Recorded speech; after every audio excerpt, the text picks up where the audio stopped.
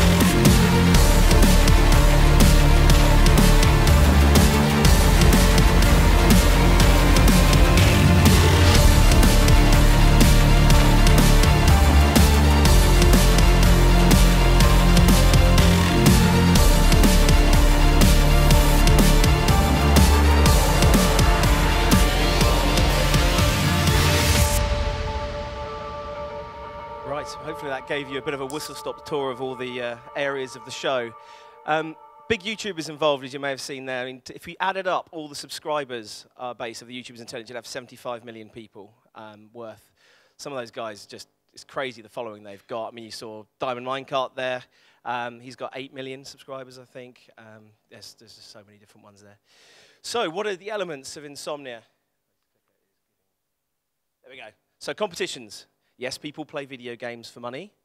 And just as we got used to people getting used to people playing video games, we're now getting used to people watching other people play video games, even when they don't play the game themselves. So this is where we think the sports parallels are coming on. Okay. I think has this run out of battery? Ooh. I've broken your laptop. Did I? We're back. I do run a tech company, honest. Can't operate the clicker. So people come to watch. I mean, that's Syndicate. You may or may have seen him. He's another 8 million subscriber YouTuber. You've got a whole series of content produced. There's evening entertainment. We actually do a pub quiz for 1,500 people that turns into a massive dance-off. So who says gamers aren't social? We're not all hunched in our anoraks over monitors all the time.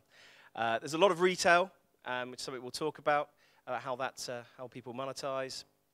And there's actually quite a bit of education.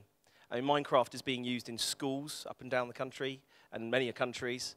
For those of you who don't know, Minecraft got bought by Mojang for $2.5 billion from Notch, the creator over in Sweden, who now lives in Beverly Hills and seems to be having a buying home off with Jay-Z, who can buy the most expensive home in Beverly Hills at the moment.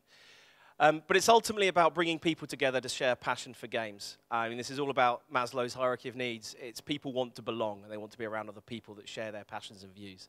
And that's what our tagline of the company is we're bringing people together. To give you an idea of how mainstream gaming is now, in the 8 to 15-year-old segment, it's 99% playing video games. I didn't believe that stat, and it's not from me, it's from the IAB, the advertising board in the UK. It's 99%. So if you fast forward that, get the tagline in, 10 years, what's the demographic going to look like? You're going to have an entire generation for whom gaming is ubiquitous. There is they don't see any taboo, any reason they shouldn't be doing it, watching other people doing it. Why are people interested? If you try and reach anyone under 35 on TV, you're fighting the wrong cause. They don't watch television anymore. If any of you have got kids, how many of them watch? Do you have a fight for your TV anymore, or are they all on the iPads? They're watching YouTube. They're watching on-demand content. It's all gone on demand, and the appointment to television, I think with the exception of something like Game of Thrones, has just gone for a lot of these people. They just are used to streaming. Right, is it clicking? There we go. So there's a lot of fanaticism. Now, the NEC has got, like, the NIA. It's one of our big music venues in the UK, and they see AAA stars perform there. The head of security at the NEC says he's not seen anything like this before in terms of the fans trying to get near their stars, the YouTube stars, the gaming stars. One person you do not want to get in front of is a parent with a disappointed child who hasn't got to see their YouTube celebrity. It's not pleasant. So we try our best to manage expectations. Still fairly heavily male-dominated. Some of you may have expected that to be a bit higher than 74%. It's getting better, and certainly the day attendance is akin to what you'd see in some of our theme parks in the UK, like Thorpe Park or Alton Towers. It's mums and dads deciding to come and spend the weekend at Insomnia versus going to some other areas.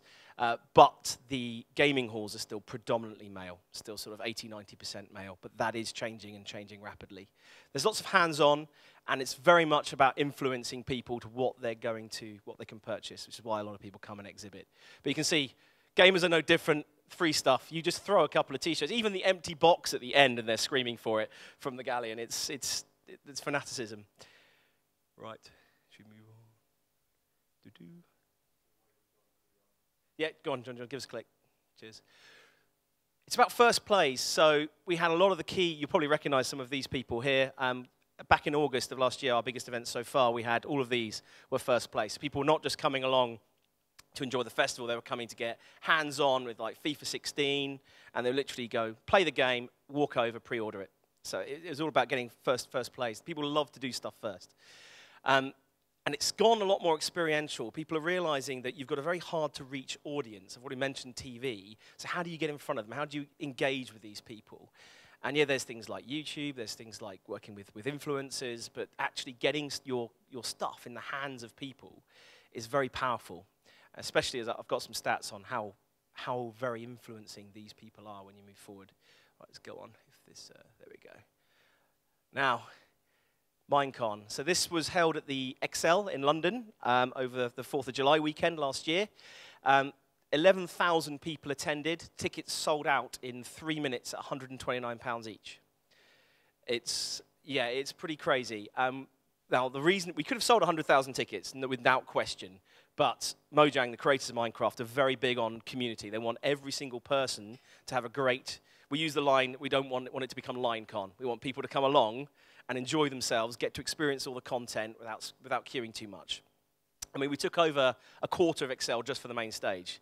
It was like a 150-meter main screen, and we had all sorts of craziness going over the weekend. Let me go on. Next. Yeah, there's a Minecon. This one is too big to play in the presentation, so we will need to do this one outside. We'll show you what Minecon was all about.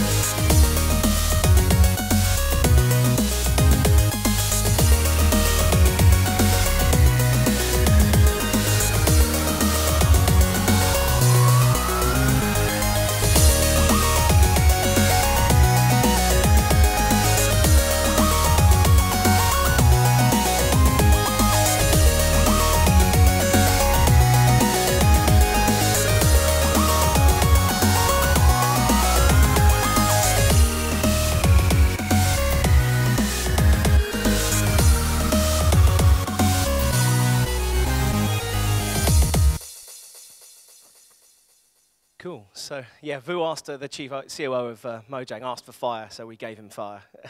That's quite a bit over the top.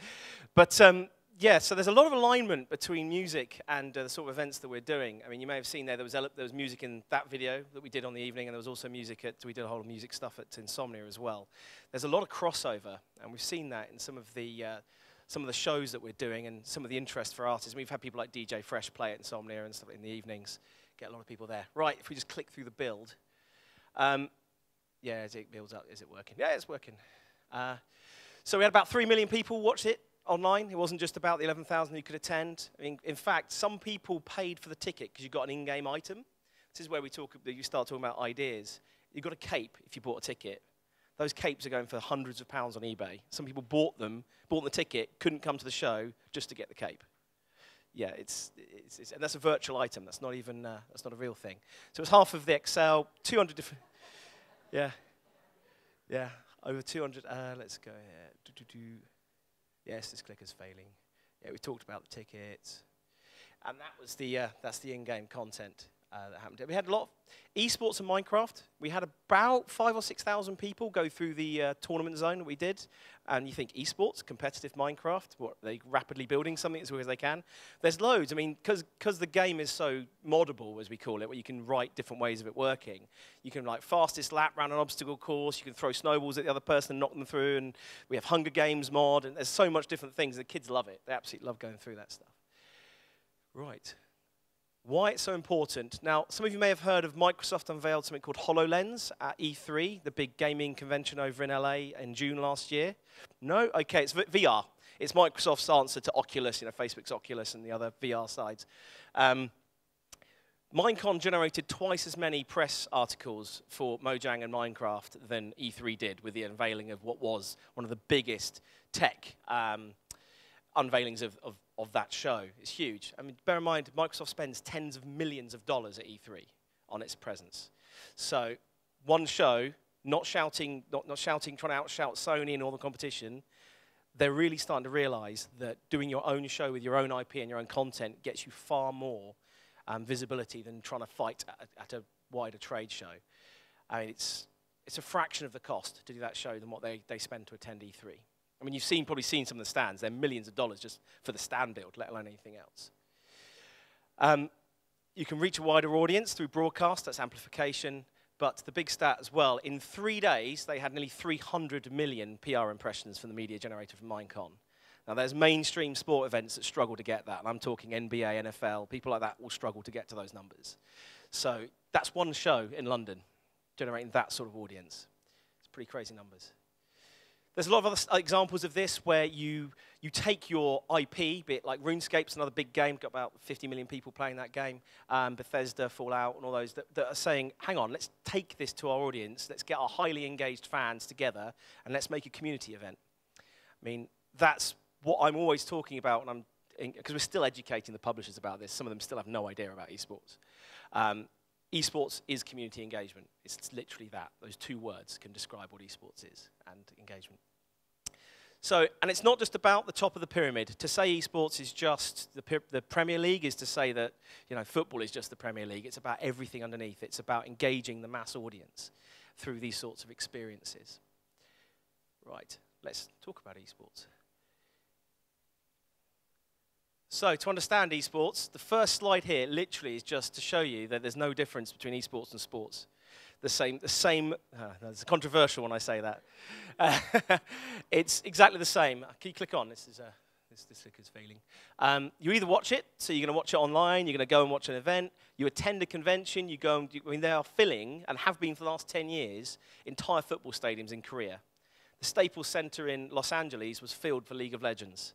They are literally filling huge convention halls with people just coming to watch other people play video games. And there's people playing. I mean, kids are actually got the argument now when mum and dad tells them to stop playing the video games. Hey, mum, look, I could be earning millions of dollars like those guys up there. There's actually a legitimate career path now in esports. But that's what this slide is, just basically. There is no difference in terms of the media monetization. And esports isn't one sport. It's a collection of like 50 games for which the vast majority of the viewership is in probably the top 20. But it's no different. People are loving to watch it. It starts off as people who play the game, watching other people playing the game, to learn, to get better, but then it becomes just entertainment. And there's no difference. You've got commentators, you've got post-match analysis, play-by-play, you've got all of this stuff. Think of it as watching the Premier League. But the revenue figures is where it gets interesting. What's changed? Because I've been doing esports, as I said, for over 2 decades. So what has changed in the last 5 years to really kick this off? The answer is tech, in particular social media, the rise of social media, but most importantly, accessibility of streaming. Because when I was streaming events 10 years ago, it cost an absolute fortune to do video streaming. Then Google came along and launched its YouTube, but more importantly, Twitch. If you've not heard of Twitch, they didn't exist at the beginning of 2011, but last year they were bought by Amazon for $1 billion. So that's a streaming platform dedicated to video games. literally just watching other people play. They have, the stats are about 100 million users a month are what unique users a month are using their platform to watch video games. That's the sort of numbers we're talking about. But when you have ease of streaming, ease of access to the content, that's just turbocharged the whole thing. And that's the last few years of revenue. You can see we're doing a pretty good CAGR, sort of 67, 42% year-on-year growth. Extrapolate that up, by the end of 2018, 2019, the analysts are saying this is a billion-dollar industry. That would assume it's linear. It's not linear. It's growing really, really quickly. And that's just from the latest report from Newzoo. So, $235 million right now. But if you look at comparable industries like sports, if you look at, we're already bigger than some of the main US sports like NFL. Look how much advertising money is spent on that versus what is being spent here. This is peanuts in comparison. I mean, if you think the finals of the NBA generate $50 million of ad revenue, well, that's more than a quarter of that nearly already. And there's far more users watching this. So they're waking up slowly but surely. It's all about online ad revenue, but mainstream brands are getting in. I used to have a slide last year where I said we'd know it come of age when Coke got involved. Well, they kind of did that in a big way last year with League of Legends. So mainstream brands are looking for ways to get at these people, and this is the hard-to-reach audience. Right, let's move on. So the audience numbers. So 2016, 131 million overall, of which 125 are the enthusiasts. Actually, it's 131 of the enthusiasts. That's a huge number of people engaging right now, and you can see the growth rate. It's just going up and up and up. That's across quite a few games. I mean, as I said, there's 112 major esports events. It's generating a lot of ticket revenue. Prize money has gone through the roof, and crowdfunding, which we'll come on to, is a big reason for that. That's something that I think the music industry could learn from. But the overall audience, they reckon, in 2015 was 226 million. So that's a lot of people. This, I still think, is the early adopters phase. We've not hit the tipping point yet. As I said, there's 99% of 8 to 15-year-olds engaging in games. So fast forward 10 years, what's that going to do? We're only just seeing the early adopter phase. There's a great book called Crossing the Chasm, which some of you in marketing will have read, that we're very much in early adopter phase. When it tips, it's going to be humongous. No esports presentation, or even the sports presentation, is without a pyramid. So you've got the inverse relationship between those that are playing and those that are watching. So less people playing at the pro end, but lots more watching, and vice versa at the bottom. A lot of noise in the media, if you've watched esports, about people spending a huge amount of money to engage purely at the top. Whereas for me, esports is as much about getting your mates around and having a game of FIFA as it is about watching the best players in the world take on each other on the main stage. So how do we get more people into that funnel? And realize that, because us Brits are really terrible. I've had to drag people from crowds in the middle of shopping centres and go, you're really good at this game, you should enter the tournament. Because we just don't want to. We don't want to think we're good at anything. And that guy went on to go to the World Finals in Korea. So as an example. We're very much taking a holistic approach. I mean, we've got 600 venues effectively across the UK and Spain in our stores. So we're putting esports in the grassroots and bringing the people up through. Who knows who the next David Beckham of FIFA or Hearthstone or League of Legends is going to be. And they're getting that sort of audience as well. They're getting that sort of following. You've got NBA teams buying up esports companies in the UK. There's some big acquisitions going on. You've got pro sports players buying teams because it's the Wild West, basically. There's so many people going for the gold rush and there's not really many places to go. There's been some big acquisitions last year, not just us. Here's a comparison to those of you into mainstream football. So you've got everything from the conference and the kick around in the park through people getting more involved right up to the Premier League. And that's where you're getting players paid to play and earning millions of dollars in prize money. Speaking of millions of dollars of prize money, the International, so far the biggest prize fund for any esports event. That was the final. So yeah, I'm not joking when I say we're filling stadia. And not just in the Far East, that was in the US. Let's click on, there we go. Yes, $18.5 million prize fund. 1 million of that came from the maker of the game. The rest was crowdfunded. It was all done through digital purchases. I've got a slide on that in a sec. So yeah, these guys won $6 million who won the team. It's a team of 5. So all of them made a millionaire overnight for winning this tournament. was over in Seattle. It was 10,000 sell-out a day. It's just huge. And the audience is reaching millions of concurrents. And this isn't like TV where you have like 6,000 houses that you poll and to extrapolate up. These are verifiable. There's this many people connected to the stream. It's you know much more about them. I mean, data is another big play in this area. It's like knowing more about the users, data mining, big data, that sort of stuff. So they're 2 million concurrent. That's actually small compared to League of Legends. So what is this about? How do we have to invest? Now, this graph really shows how crowdfunding made a massive difference. So Valve started the International back in 2011. They put $1 million of prize money in. They had to do that for a couple of years to get the community to critical mass before they then launched the digital item. It's called the Compendium. So you could pay, I think it was $15. A quarter of that went into the prize fund. That's how they did it the first couple of years. Then last year, you could level up your Compendium. So instead of just paying $15, it almost became a, competing with your friends to see who had the highest level Compendium. And you get in-game items, you get specialist, like different color armor, different sword, different weapon, whatever. So you'd level it up, and people were spending hundreds, even thousands of dollars on their Compendium. An in-game item, completely digital, and 25% of that revenue was going into the prize fund.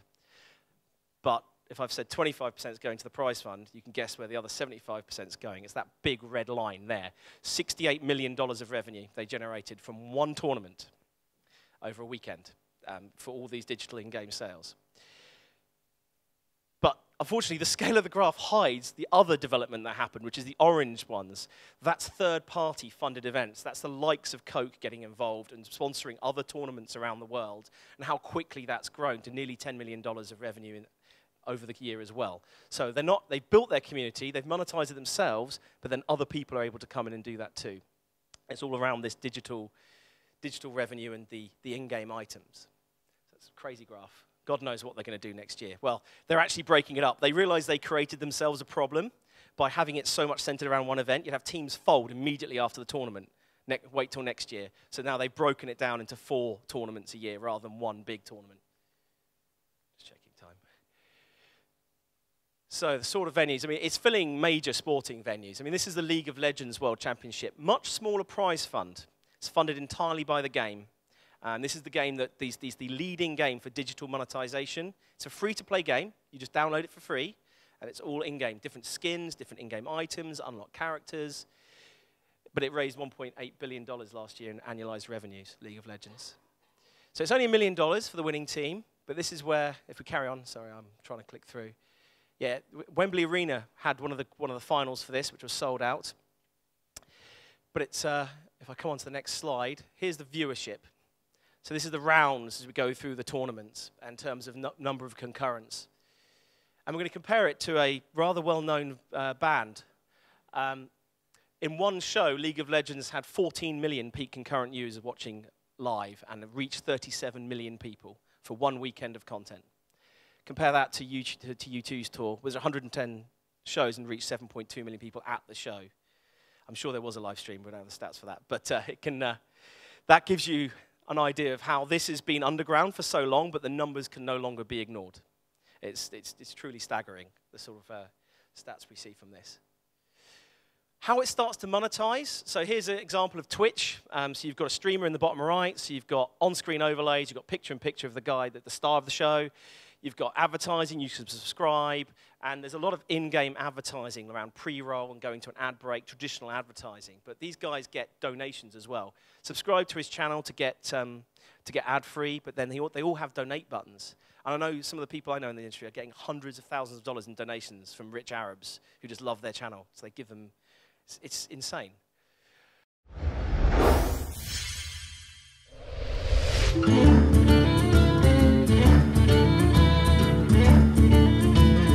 Insomnia is UK's biggest gaming festival, and the fact that they added Hearthstone to the mix means that big splash on the international scene. The FastForward Championship here at Insomnia 56 is the largest Hearthstone event that's ever happened in the UK. $30,000 are on the line, players have come from around the world, and reputations are at stake.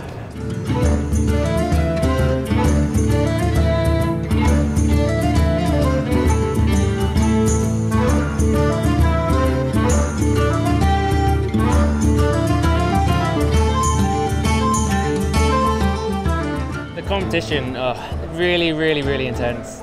They're all playing really good decks, which you kind of expect. It's an amazing experience, really. I never expected to even get through to the UK qualifier. You know, win or lose, it's just a great experience, and yeah, I'm just loving life. Hearthstone is like the best esport. You can just not predict the results. Anything can happen. Welcome to Insomnia True Silver Championship. I'm your host Nimsh, and I'm here with all the casters. The winner is getting $10,000.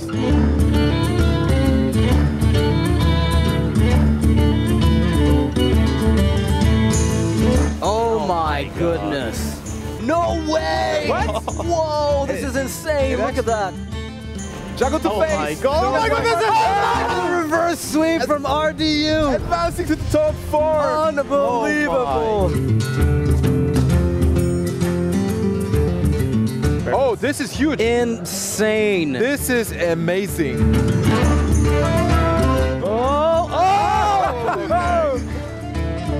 RDU is your champion! Nicely done, RDU. You saw that smile at the end there. I came to win, and I won. Yeah, no, it's a bit of an alien concept to a lot of you, I can guess.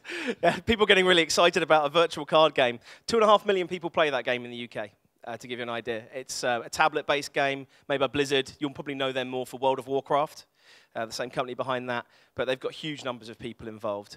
So we had $30,000 up for grabs there. And people from all over the world came to take part. Clearly, the Aussie, you'd have heard there, he came from nowhere and came fourth. He was like just entered the qualifier and beat some of the top players in the world. So, casual gamers. I mean, these are the people at the bottom of that pyramid that we're trying to funnel in. These are the hard to reach. And as I've said before, they're really difficult. TV's not the way to get at them, and people have realized this. In-app purchases, if you look at the top, say, 20 apps on the App Store, virtually all of them are in-app purchases these days. It's gone completely to the free-to-play model. There's a few exceptions, but you can see what I mean. There's some good data in the industry about how these people engage with digital media. If we go on, I mean, these are some of the examples. I mean, yeah, you've got the traditional media monetization of sponsorship. You've got in-game content like the compendium I've talked about. You've got streaming revenue where you're getting in-ad revenue and a share with people like Twitch or YouTube. Merchandise. We sold out of merchandise by Saturday at the last show, and some of that was just team shirts, was people having an Insomnia shirt. It's absolutely going crazy. I mean, obvious parallels to the music industry with merch being at shows. Events and tickets. Crowdfunding, another big thing, but then all the associated brands, like endemic sponsors, we'd talked about those guys being the likes of the Razer and PC manufacturers. The non-endemics is where the big money will come from, though. That's the likes of McDonald's and Coke and stuff like that. And lots of licensing. I mean, some of the big games, I was hearing this stat yesterday, actually. The makers of Angry Birds made more money last year from merchandising than they did from their game. So it gives you an idea of how it's moving on. So the value of these people, I know some stats for you guys. So these are enthusiasts. So you've got esports enthusiasts on the left, occasional viewers, and the total gaming population. So these are streaming services for more mainstream media, as we'd call it. So Netflix and Spotify. They're far more likely to have subscriptions to these. The same with Spotify. The esports enthusiasts are much more likely to have a Spotify subscription than the general population. If we go on to how their income is, again, they are much higher income earners. They're much more likely to have a full-time job. They're more likely to be educated and be earning more, basically. So they're high value in this space. I mean, some of the headsets, the products in the gaming space, 200, 300 pound headsets. Huge margins for that sort of stuff. And they'll pay for them. And there's so much fusion going on between what is downloadable content. I mean, we have a word in game where we say you can never download a T-shirt. You have to actually go and buy that or have it shipped to you. But now they're bundling them. So you buy a T-shirt and get the character in-game as well. So there's a lot of cross-pollination going on. And I think the key thing for you guys is that there's no cap. If you can create products that cater for the whole spectrum, so a few dollars here and there, but also don't forget about the whales at the other end who are prepared to spend thousands on their hobby. Mugs like me spending hundreds of pounds a month on Clash of Clans, for example, just because we don't have time. So, just because I want to leave some time for some questions. The key takeaway is it's a holistic approach. So it's not just about the professional. It's not just about the guys earning millions of dollars. It's about the whole population of people engaging in this space. If I click on, there we go. There's loads of ways of monetizing. It's not just about the ad revenue. It's not just about merchandise. There's loads of ways. There's new markets such as crowdfunding.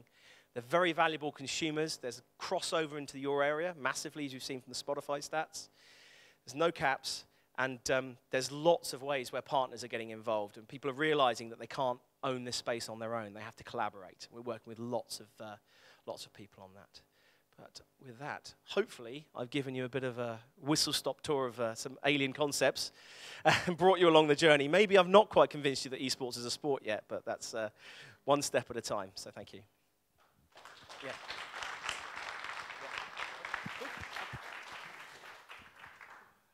Not for the first time in the last day and a half, including breakfast and yesterday evening, my mind's been blown again. So if I'm very bad with questions, I apologise. So the community thing, it feels to me, is almost the biggest disconnect between the gaming thing and the music thing.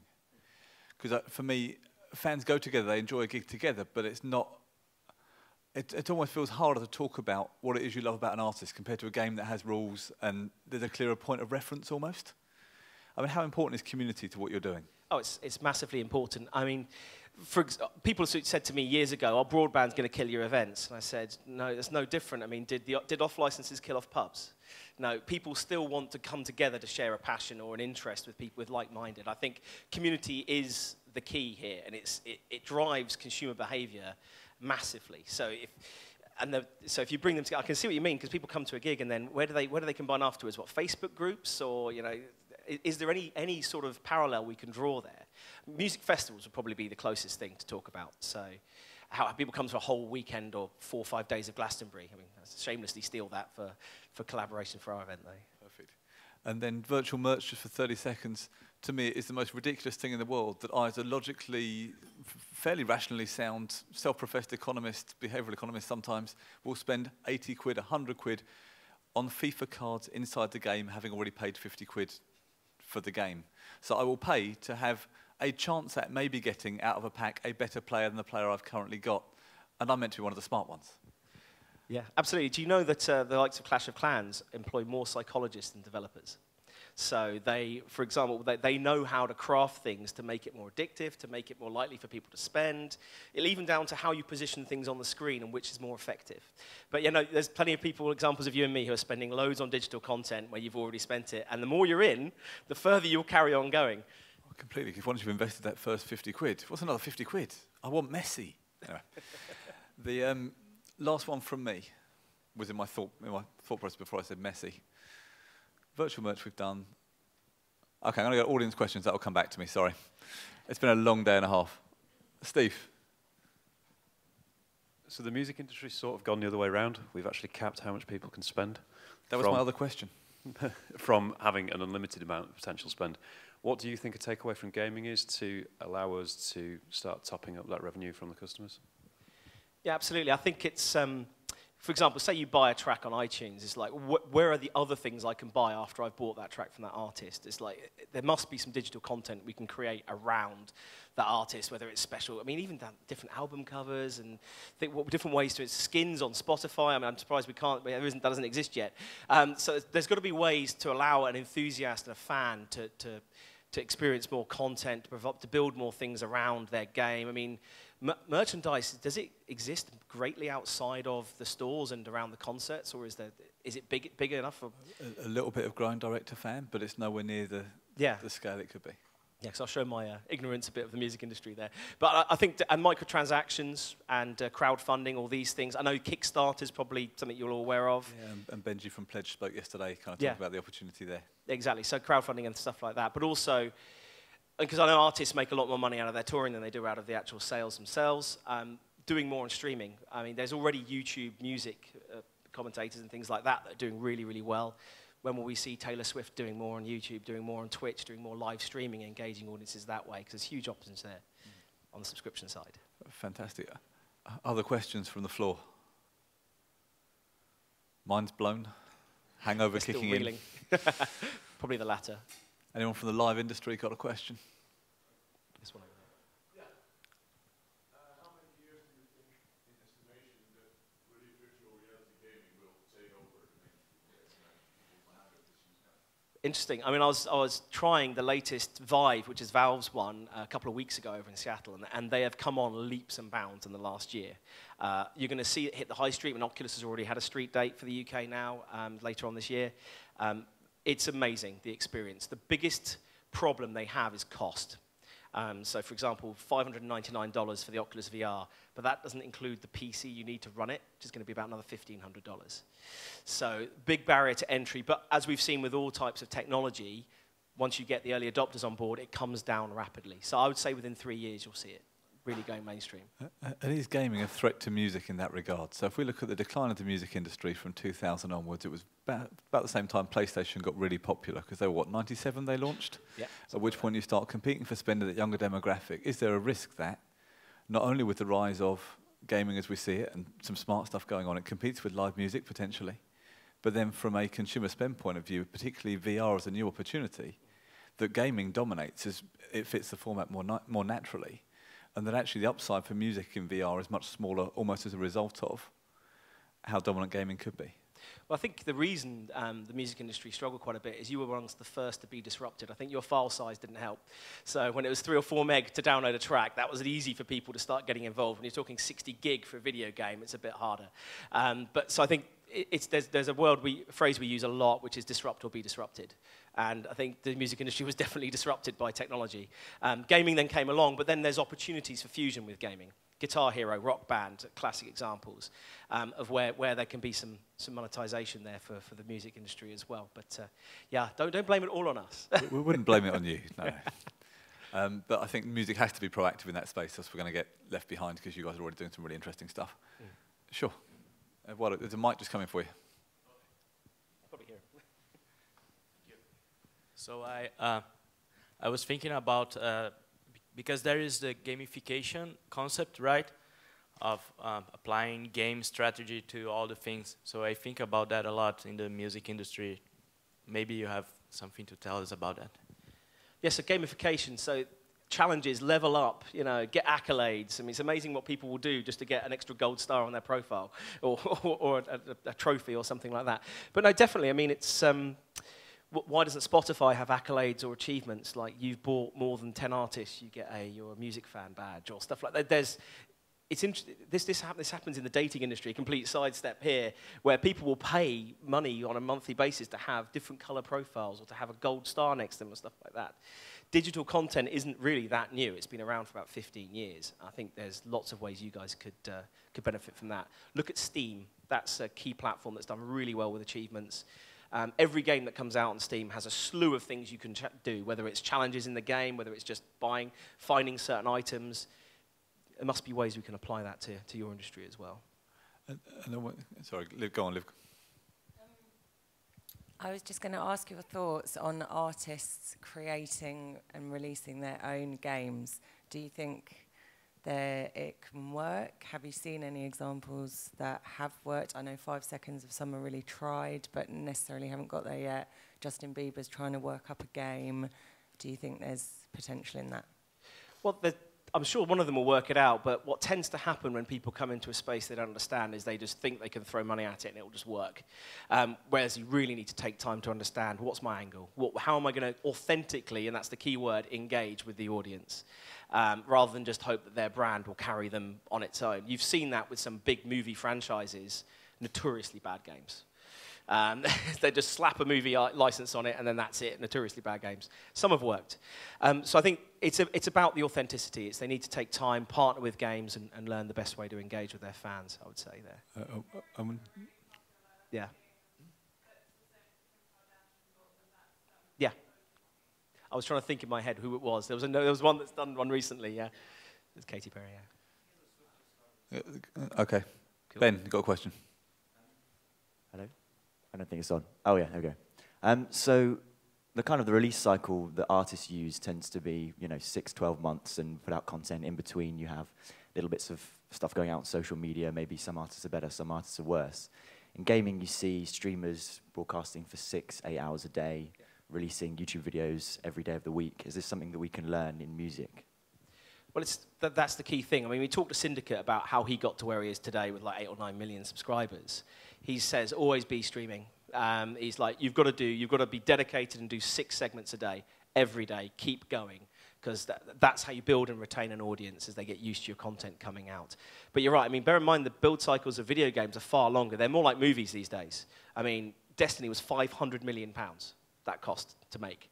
That's an extreme example, but an average production cost of a game is anything between 30 and 60. So, and they take 3 years plus to make. So you're right, how do you keep engaging that as you move forward? Developer diaries, developer interviews, early access funding, beta access. So maybe there's something you could do there where people have an incomplete version or they get interviews with the artist, build that content up beforehand, build the journey so it's not just a splash, my album's out, go, buy it. It's like there's a whole build-up and of anticipation along the way. Perfect. And any last questions, someone? Yeah, guys, got the mic at the back. Just in terms of live artist performance as a component of something like Insomnia, correct me if I'm wrong, but I think maybe Zane Lowe might have played it last year and done a set in one of the evenings. Outside of the kind of the opening sequence of a larger presentation, do you see, given the size of the live audience that you command there, the live artist performance perhaps becoming more of a dedicated element? Because from an agent's perspective, I think that would be quite compelling, you know, given who's coming. And the offer from that sort of a thing could be really interesting. It's definitely our strategy at the NEC. You've got the NIA right next door. You've got the Genting Arena, which is the one we'll probably use first. We're definitely working with them and people like the likes of Live Nation about how do we get artists as a key. How do we turn it into the core of a gaming festival, but a wider cultural festival? Because you've got families coming and spending 4 days there, so they're going to want to go and see other acts. The crossover, as I've shown there, between music fans and gaming fans is big, so you've got an addressable audience there immediately. Can we sell out 15,000 seats at the Genting on the Friday night of Insomnia to just come and watch a key artist or something like that? Absolutely. I think that's a key focus for us moving forward is making it a more holistic festival. Perfect. And last thing for me is my further observation that your esports consumers are massively disproportionately well off and into music. For the marketeers in the room who have to defend to your CFO why you came to the FastForward conference, he just paid for your ticket. If you're not targeting those guys, opportunity exists. Craig, thank you very much. Fascinating session. Craig's around for the rest of the day and is joining us for the kind of wrap-up session as well later on.